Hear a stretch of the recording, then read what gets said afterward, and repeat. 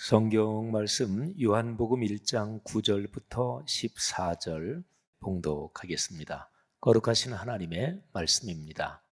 참 빛 곧 세상에 와서 각 사람에게 비추는 빛이 있었나니 그가 세상에 계셨으며 세상은 그로 말미암아 지은 바 되었으되 세상이 그를 알지 못하였고 자기 땅에 오매 자기 백성이 영접하지 아니하였으나 영접하는 자 곧 그 이름을 믿는 자들에게는 하나님의 자녀가 되는 권세를 주셨으니 이는 혈통으로나 육정으로나 사람의 뜻으로 나지 아니하고 오직 하나님께로부터 난 자들이니라.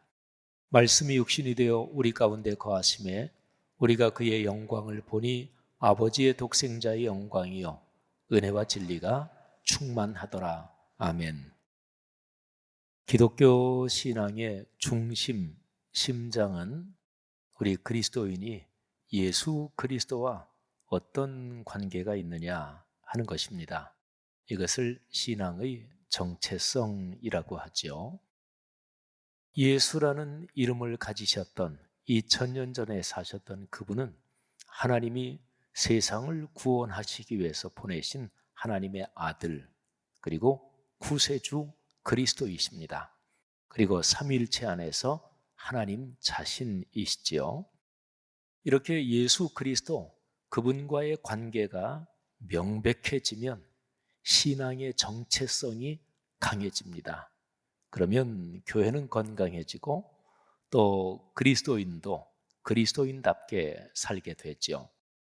그래서 신앙의 정체성을 건강히 하는 문제는 악한 영의 입장에서 생각해 보면 비상이고 큰일입니다. 위기가 닥치는 거죠. 오늘부터 시작하는 양육반 훈련 5번의 설교는 그 중심 내용이 이런 것입니다. 성경에서 우리가 구원받는 게 뭔지 그걸 확실하게 정리하는 거예요. 정리하고 우리 교회 모든 성도가 구원받은 거에 대해서 확신을 가지게 하는 것입니다. 우리 교회 성도들을 대략 세 부분으로 나눌 수가 있을 것입니다. 내가 예수 그리스도를 믿고 구원받은 거를 성경적으로 알고 구원의 확신을 갖고 지금 그렇게 살고 계시는 분들, 성경적으로 구원이 뭐고 또 내가 예수 그리스도를 영접해서 하나님의 자녀가 되고 구원은 받았지만 지금은 신앙의 확신이 떨어지고 구원의 확신이 좀 희미해져서 그래서 신앙이 약해진 분들이 계실 것입니다. 그리고 세 번째는 교회는 다니지만 내가 분명하게 예수 그리스도를 나의 주님으로 영접하고 명확하게 성경적으로 믿은 경험이 없는 분들도 아마도 계시기도 할 것입니다. 첫 번째 분들은 이 양육반 5주 설교 내용을 들으시며 다시 한번 기쁨과 감사가 더 충만하기를 바라고요. 두 번째 분들은 약해졌던 또 희미해졌던 구원의 확신을 다시 한번 회복해서 그리스도인답게 아주 넉넉하게 기쁨을 누리며 사시기를 바랍니다. 그리고 이제 마지막 세 번째 분들은 오늘 설교 또는 이 5주 동안의 설교를 들으면서 예수 그리스도를 나의 주님으로 영접하고 하나님의 자녀가 되고 그리스도인이 되기를 주님의 이름으로 간절히 바랍니다. 그래서 이 양육반 5주 설교는 사실은 대단히 위험한 일입니다. 악한 영의 입장에서 보기에요. 그래서 여러분들과 우리 모두의 중보의 기도가 이 5주 동안 더 각별하게 필요합니다. 또 여러분들이 기도하실 때는 특별히 말씀을 증언하는 저를 위해서 기도해 주시기를 부탁을 드리겠습니다. 자, 먼저 우리 교회의 비전 선언문 중심 성구 한번 화면을 보면서 우리가 다시 한번 고백하며 같이 읽겠습니다. 먼저 비전 선언문입니다. 우리 다 함께 읽겠습니다. 시작. 하나님 말씀의 거룩한 리더십으로 그리스도인의 삶과 세계를 변화시킨다. 아멘. 자, 중심 성경 구절 늘 바뀌지 않는 우리 교회 중심 성경 구절 같이 읽겠습니다. 사도행전 6장 7절 말씀. 하나님의 말씀이 점점 왕성하여 예루살렘에 있는 제자의 수가 더 심히 많아지고 허다한 제사장의 무리도 이 도에 복종하니라. 사도행전 6장 7절 말씀. 양육반 훈련은 우리 교회 모든 신앙 훈련에서 제일 토대가 되는 중요한 훈련입니다. 우리 교회에서 제가 20년 목회하면서 양육반 훈련을 계속 진행해 왔죠. 근데 코로나19 3년 동안 사실은 아무런 훈련도 진행할 수가 없었습니다. 올해가 60주년이잖아요. 우리나라에서 60주년은 한 바퀴 돌아가고 새로 시작되는 해가 60년입니다. 제가 성경의 희년, 50년마다 돌아오는 희년하고 우리 문화권의 60년을 서로 비교하면서 60주년은 또 다른 희년이다, 이렇게도 선포를 했습니다. 한 바퀴 돌아가고 새로 시작하는 거니까 저부터 시작해서 목회자, 장로님, 모든 성도들이 양육반 훈련 옛날에 받은 거 그거는 다 잊어버리시고 우리가 다시 한번 처음부터 예수 그리스도의 그 십자가의 구원을 한번 진지하게 생각하는 거예요. 그래서 저도 신청서를 냈고 우리에게 모든 분들이 다시 한번 이 양육반 훈련에 담긴 내용, 구원의 확신을 점검하는 기회로 삼고자 합니다. 양육반 훈련을 받을 때마다 9줄 문장을 늘 모일 때마다 같이 읽습니다. 이 9줄 문장을 읽으실 때 하나님 이 9줄 문장의 내용이 제게 주시는 복인 줄 믿습니다. 그리고 저와 제 가정 그리고 아이들 또 우리 교회 공동체에 이 복이 임하는 것을 믿습니다 하고서 확신을 가지고 기도하는 마음으로 다 함께 읽겠습니다. 다음과 같은 얘기를 들어보셨나요? 당신은 하나님의 걸작입니다. 당신은 사랑받기 위해 태어난 분입니다. 하나님은 당신을 사랑하십니다. 당신의 미래는 갈수록 좋아질 것입니다. 하나님은 당신을 위하여 놀라운 계획을 가지고 계십니다. 우리 교회 공동체를 통하여 당신은 축복과 기적을 체험할 것입니다. 하나님은 오늘 당신과 함께 계십니다. 바로 오늘 말입니다. 양육반 훈련은 이 모든 복을 누릴 수 있게 당신을 도와줄 것입니다. 아멘. 이 축복이 여러분의 삶에 넉넉하기를 주님의 이름으로 축원합니다. 오늘 첫 번째 설교의 제목이 내 삶의 주인은 누구인가요? 이 제목을 잠깐 생각해 보세요. 보통 사람들한테 당신 삶의 주인이 누구십니까? 그러면 상식적으로 당연한 대답은 예, 제 삶의 주인이 나죠. 이렇게 대답하는 게 맞습니다. 근데 기독교 신앙으로는 그렇게 대답하는 게 맞지 않죠. 우리는 예수 그리스도를 나의 주님으로 믿는 사람들이에요. 주님, 이거는 주인이라고도 얘기할 수가 있어요. 그러니까 예수 그리스도를 주님으로 믿는 사람은 그 사람의 주인이 자신이 아닙니다. 예수 그리스도, 삼위일체 하나님이시지요. 내 삶의 주인이 하나님, 예수 그리스도시다. 이거는 위대한 축복입니다. 내 삶이 주님 손에 있으면 주님께서 당신 것이니까 보장하시겠죠. 그리고 필요한 축복을 주시겠죠. 그러니까 내 삶의 주인이 누구인지를 명백히 하는 게 기독교 신앙에서 초석이요, 그리고 심장인 거지요. 요한복음 1장이 그 사실을 우리에게 아주 명백하게 알려주고 있습니다.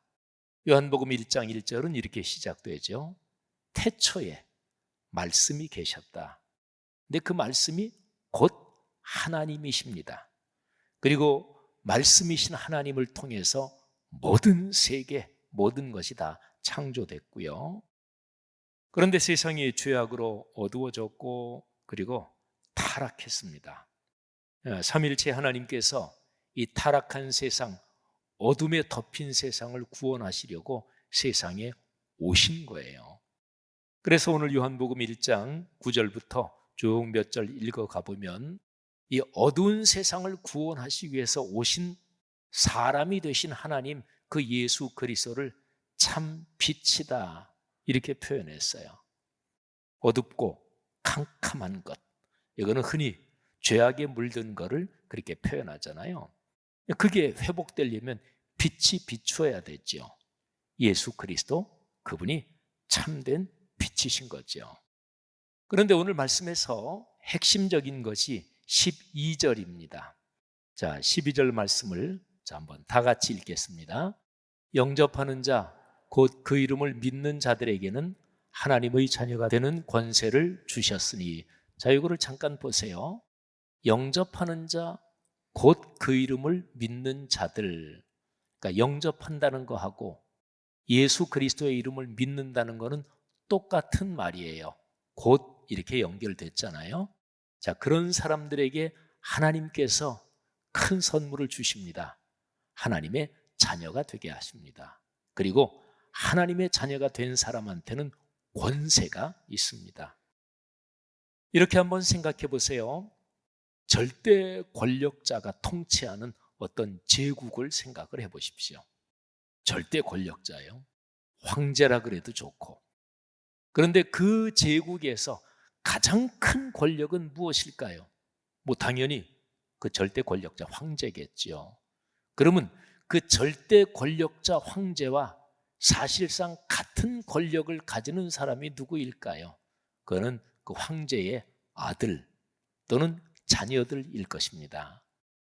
뭐 비유가 100% 정확한 건 아니지만 하나님의 자녀가 된다. 그런데 그게 권세다. 이걸 한번 생각을 해보세요.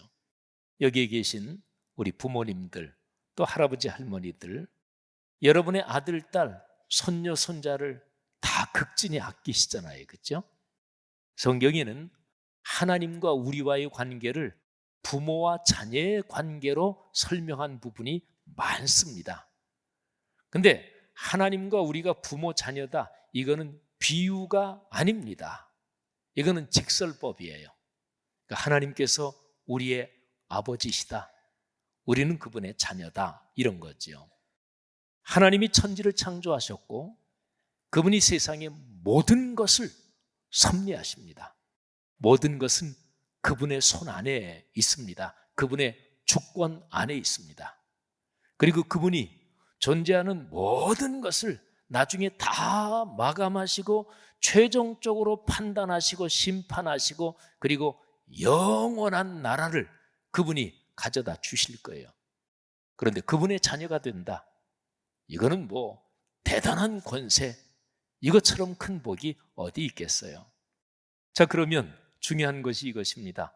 어떻게 하면 하나님 아버지, 주 예수 그리스도 그분의 자녀가 될까?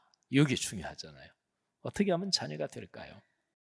아까 같이 읽은 요한복음 1장 12절에서는 자녀가 되는 방법을 같은 뜻이지만 표현은 다르게 두 가지로 얘기합니다. 첫째, 영접한다. 두 번째, 예수 그리스도의 이름을 믿는다. 뭐 간단하게 예수님 그리스도를 믿는다 이런 뜻이죠. 그러면 첫 번째는 영접한다고 두 번째는 믿는다예요. 자, 우리 두 번째 믿는다는 표현을 우리 그리스도인이 굉장히 많이 쓰니까 이 단어부터 한번 보겠습니다. 자, 믿는다. 이거는 어떤 대상을 전제합니다. 내가 믿습니다. 그런데 뭘 믿어요? 모르겠는데요. 그건 뭐 말이 안 되죠. 그래서 성경에서 말하는 믿는다 할 때는 인격적인 대상을 전제하는데 기독교 신앙에서 믿는다 할 때는 당연히 삼위일체 하나님 예수 그리스도 그분을 믿는 거죠. 그분을 어떤 분이라고 믿느냐? 나의 주님, 구세주, 그리스도로 믿는 거예요. 그분이 세상을 구원하시기 위해서 사람이 되셔서 이 땅에 오신 하나님으로 믿는 거예요. 자, 이게 믿는다 하는 거예요. 자, 그런데 믿는다는 그 단어 자체, 어떻게 하는 게 믿는 거죠? 믿는다는 그 단어 자체를 한번 좀 쉽게 설명을 한다고 생각을 해보세요. 우리가 신앙생활하면서 믿는다는 단어를 하도 많이 쓰니까 믿는다 이 단어를 들을 때 우리가 다 아는 것처럼 느껴요. 혹은 사실일 수도 있어요. 근데 막상 설명하려면 쉽지 않습니다. 자, 이렇게 가정을 해보세요. 여러분이 교회학교 교사입니다. 그런데 초등학교 1학년이나 아니면 초등학교 들어가기 전 한 7살, 6살짜리 아이가 여러분한테 질문을 하는 거예요. 선생님, 믿는다는 게 뭐예요? 자, 아이가 질문했습니다. 그러면 아이한테 설명을 해줘야 되니까 쉽게 그 아이가 이해가 가게 설명을 해줘야 되잖아요. 한번 지금 머릿속으로 생각해 보세요. 6, 7살짜리 아이에게 믿는다는 게 자체가 뭔지 설명을 어떻게 해줄까? 쉽지 않습니다. 그리고 신학적으로도 믿는다, 요거를 설명하는 게 그리 간단한 문제가 아닙니다. 자, 이것 때문에 믿는다는 단어를 많이 쓰지만 사실은 쉽게 믿는다는 게 뭐지? 이거를 이해하기가 어렵기 때문에 쉬운 얘기를 또 하나 써놓은 겁니다. 그게 바로 영접한다 하는 단어입니다. 여러분, 영접한다는 단어는 그 단어를 딱 들으면 우리 머릿속에 어떤 장면이 금방 떠오릅니다. 영접한다, 손님을 반갑게 맞이한다, 그런 거잖아요. 제가요, 물을 마신다. 제가 지금 여러분이 보는데 컵을 들고 있습니다. 이 안엔 물이 들어있고요. 근데 여러분이 지금 보고 계십니다마는 근데 보지 않고 그냥 제가 물을 마십니다, 이 말만 들었다고 생각해 보세요. 그럼 말만 들어도 여러분의 머릿속에는 금방 어떤 장면이 떠오릅니다. 뭐 어떻게 생긴 컵이든지 유리컵이든지 그 컵에다가 물을 담아서 이렇게 마시는 모습이 떠오를 것입니다. 그러니까 물을 마신다, 이거는 생활 중에서 늘 경험하는 실제적으로 일어나는 일이에요.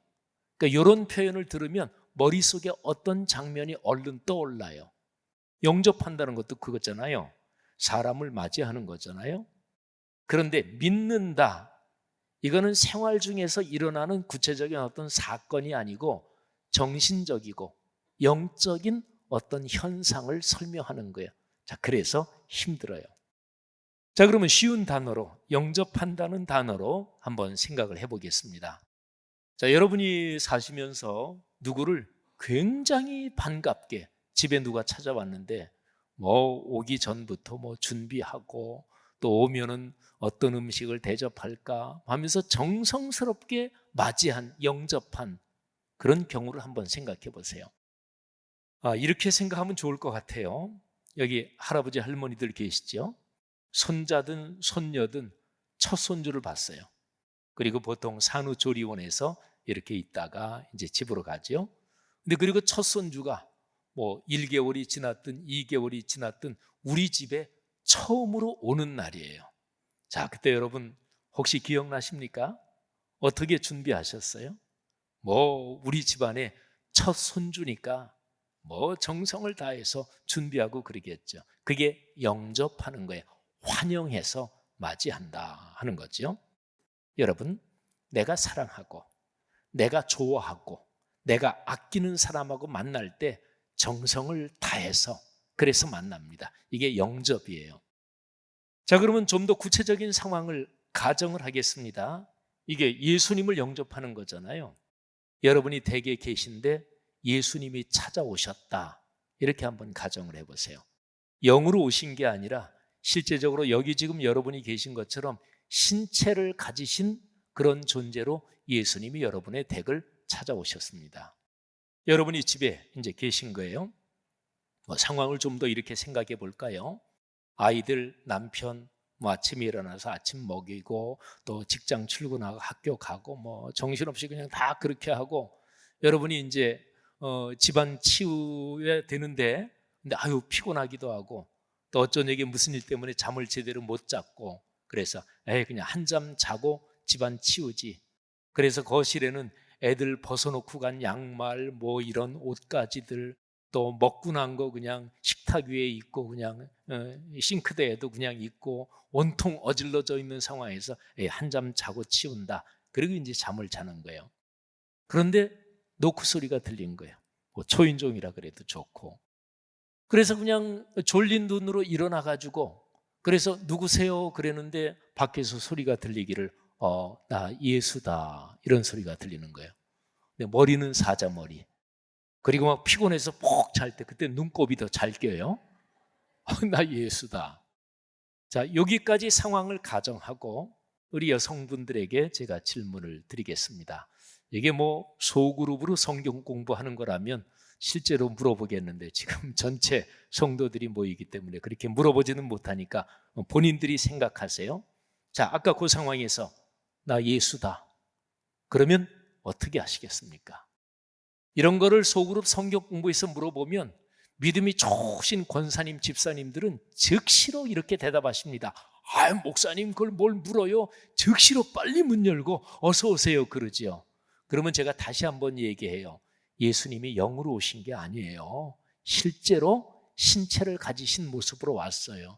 집사님 모습이 머리는 사자머리, 눈곱도 있고, 그리고 거실에는 양말짝 옷까지 벗어놓은 거, 그리고 먹고 치우지 않은 거 식탁에 어질러져 있고, 싱크대도 온통 난장판이고, 그런데 그냥 여신다고요? 근데 이렇게까지 얘기를 하는데도 좀 연세 있으신 어떤 권사님은 여전히 줄기차게 그럼요. 근데 이 정도 설명하면 상황을 조금 이해하신 분들은 이제 알죠. 그냥 열기 그렇죠. 눈곱도 있고 머리도 그런데. 방법은 재빠르게 처리하고 문을 열어야 될 거 아니겠어요? 머리를 제일 간단하게 빨리 빗는 방법은 이 쌀이 아주 넓은 도끼빗, 그걸 가지고 한 2번만 뒤로 넘기면 되니까 눈곱만 싹 띄고, 그리고 옷매무새 한번 딱 하고, 거실이나 이런 데 널려있는 옷까지 양말 속고 둘둘둘 해가지고 방문 열고 집어 던지고 방문 닫고, 그리고 이제 먹다가 치우지 않은 뭐 그릇이나 이런 것들은 싱크대에 이렇게 갖다 놓든지, 아니면 싱크대 옆에 베란다로 대강 치워놓고 딱 문 닫고, 그리고 나서 전혀 안 그런 척하고, 그리고 이제 문을 여시면 되겠죠.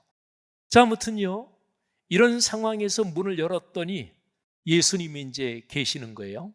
근데 사실은 문 열기 전에 뭐 예수님이 실제로 신체로 오셨다면 상황 하나를 좀 더 말씀을 드릴 필요가 있습니다.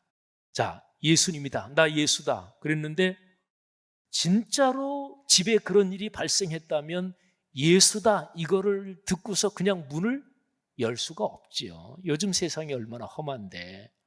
그러면 이렇게 대답을 하겠죠. 아이고, 누구신지 모르지만 농담하지 마시고 누구세요? 그런데 밖에서는 진짜 예수님이니까 나 예수다. 그러면 2번 얘기하면 믿어요? 평생 신앙생활 하시면서 예수님이 직접 그렇게 몇 번 정도는 오셨었어요? 아니잖아요. 2번 또 얘기하면 그러면 어떻게 해요? 급하게 신랑한테 전화해야 돼. 여보 큰일 났어. 이상한 사람이 와가지고, 미친 사람이 와서 자기를 예수래 문 열어달래. 아니면 경찰에 신고를 하든지. 아무튼요, 근데 어떻게 확인이 됐든지 진짜 예수님이라고 확인이 됐습니다. 그래서 이제 반갑게 문을 열었습니다. 상황을 이렇게 한번 더 가정해 보지요. 그날따라 밖에 온도가 30몇 도, 너무너무 더웠어요.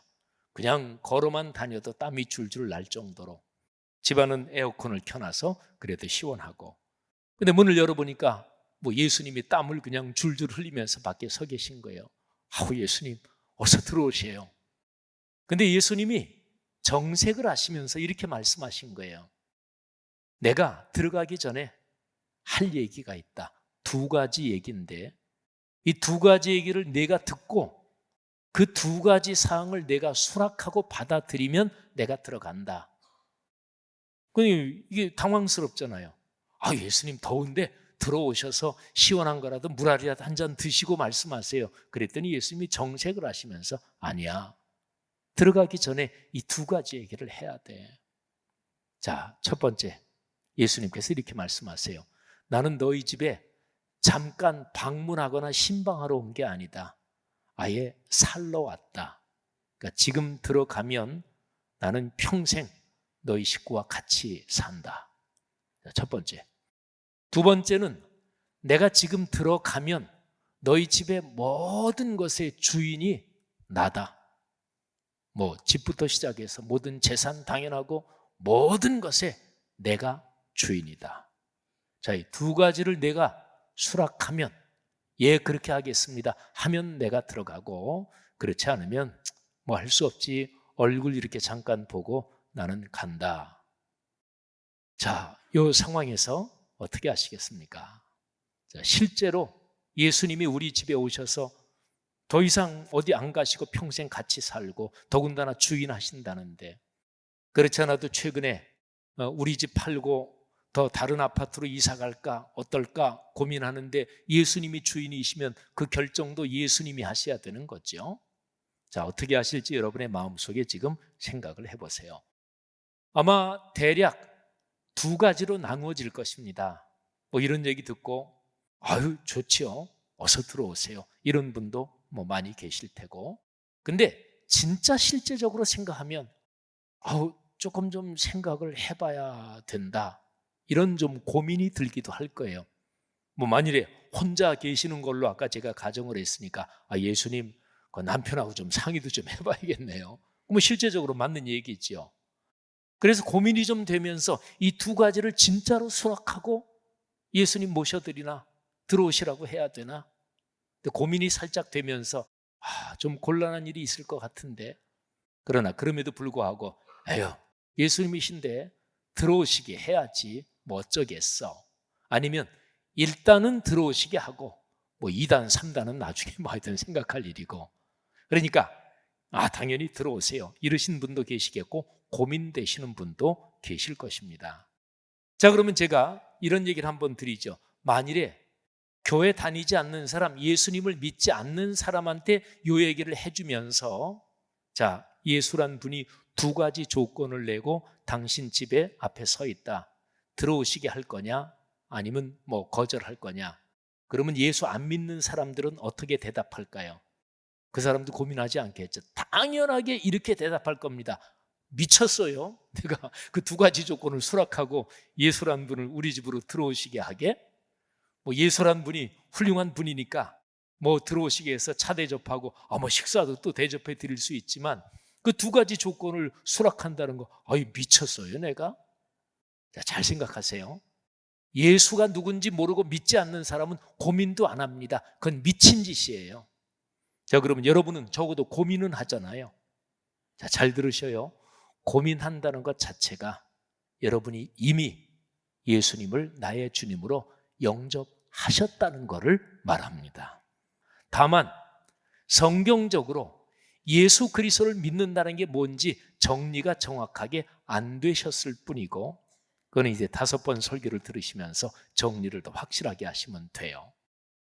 자, 제가 아까 설교 처음에 우리 교회의 모든 성도들을 대략 3부분으로 나눌 수 있겠습니다, 이렇게 말씀드렸죠.